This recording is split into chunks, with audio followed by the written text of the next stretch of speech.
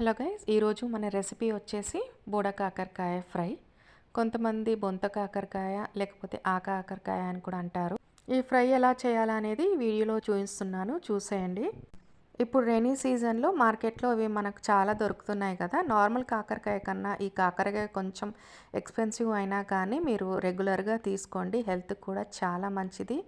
అన్నంతో సైడ్ డిష్గా లేకపోతే టమాటో పప్పు, రసం, సాంబార్ ఇలా వీటన్నిటితోటి కూడా సైడ్ డిష్గా చాలా బాగుంటుంది. మరి ఇది ఎలా చేయాలో చూసేద్దాం.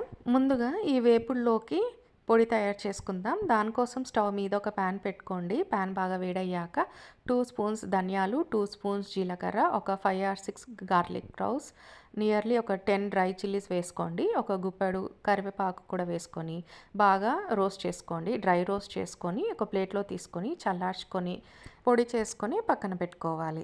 ఇప్పుడు ఇదే ప్యాన్లో ఒక 3 స్పూన్స్ ఆయిల్ యాడ్ చేసుకొని కట్ చేసుకున్న కాకరకాయ పీసెస్ని ఇందులో వేసుకోవాలి.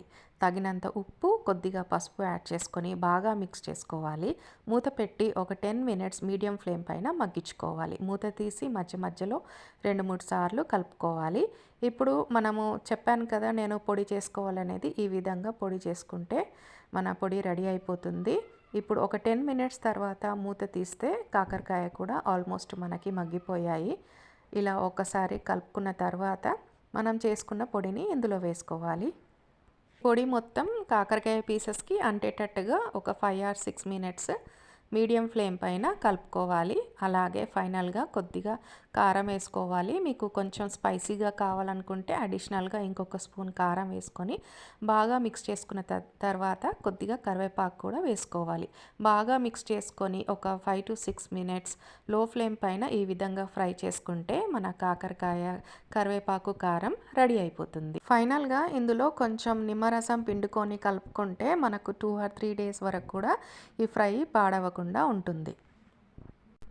See you all in the next video. Thank you very much and keep watching my videos. Bye bye.